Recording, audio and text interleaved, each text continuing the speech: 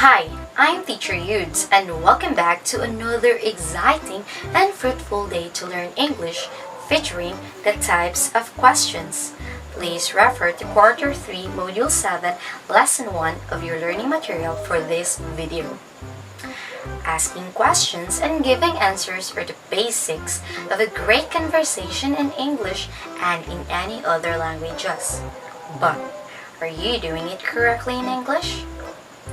Many students can get by. They can get their message across even without the correct structure, word order, or even the intonation. But it makes a bumpy and awkward conversation. In this lesson, I want to help you improve the structure of questions by also getting to know the different types of questions, so the conversation can flow smoothly, clearly, and automatically. And finally, you can start enjoying English conversations. It is important to spend some time improving your Q&A skills. After going through this video lesson, you are expected to identify the general types of questions, discover the variety of questions by examining various examples, formulate questions based on the material viewed, and share insights on the significance of questions in search of truth. First up, let's review the question structure in English. English questions are consistent and easy to follow because they have a clear structure. There are four main parts that you need to keep in mind. The first part, the question words.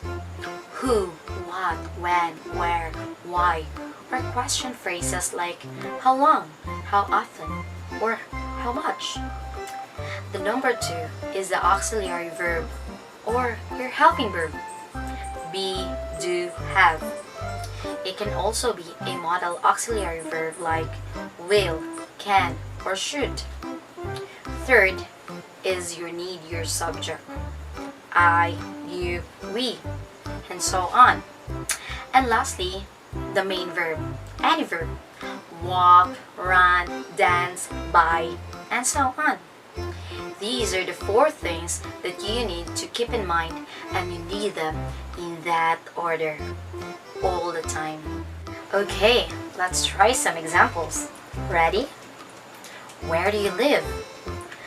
Question word, auxiliary verb, subject, main verb. Why do you love it? Question word, auxiliary verb, the subject, and the main verb. How much do you miss it? Question phrase, auxiliary verb, the subject, and the main verb. Okay, so how about this type of question? Do you live in Cebu City? In this question, we don't have the question word, but we do have all the other parts of English question structure. We don't have the question word, but we have the auxiliary verb do, the subject you, and the main verb live. It's as simple as that every time. This type of question is completely acceptable. You don't need to have a question word. There are two kinds of questions in English. The first one is the closed-ended question, or the yes or no question. These are the questions that start with an auxiliary verb. And the second type of question is the open-ended question. These are the questions which starts with a question word or a question phrase. Questions that start with auxiliary verb or helping verb are closed questions because they require a simple answer, yes or no. Do you like ice cream? No, I don't. Yes, I do. Can you help me with this for a minute? Yes, I can. No, I can't. Have you been to Japan? No, I haven't. Yes, I have. Are you listening to me? Yes, I am. No, I'm not. Another good tip here is the connection between the question and the answer. See how the information directly responds to the question. Are you? Yes, I am. Questions that start with a question word or question phrases are open-ended questions, or the WH questions, or the information questions. And they are the questions that require more information or details in answer. Not just, have you been to Boracay? But, when did you go? I went there last year. How long did you stay there? I stayed there for a month. Why did you go there? I went there to relax and enjoy my summer vacation. A good rule of thumb is that closed questions are great for confirming information about people. Do you study here? Once you confirm the answer, then you can use questions to learn more about them, their experiences, their opinions, and even their recommendations. How was your experience? Where is the best place to travel? Remember that the closed-ended questions and the open-ended questions follow the same structure. The only difference between open and closed question is the question phrases or the question words.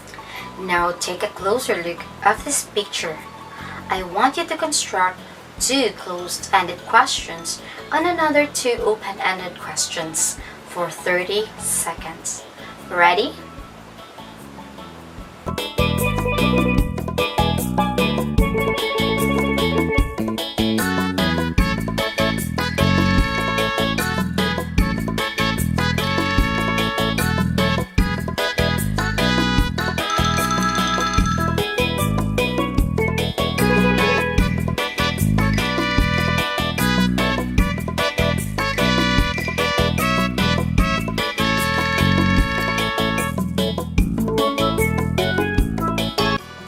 In this picture, we can construct the following closed-ended questions.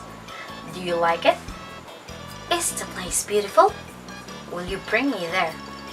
And the open-ended questions like,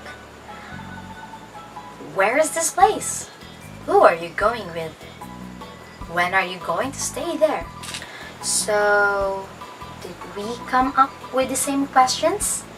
I guess so. Well, how do you find today's lesson? I'm sure you find it easy. Just remember, the quality of questions is determined by the quality of answers. So it stands to reason that if you can get better at asking questions, you can get better answers. That's it for today, and I hope to see you once again in another fun and exhilarating video lesson here in English 7. Bye-bye!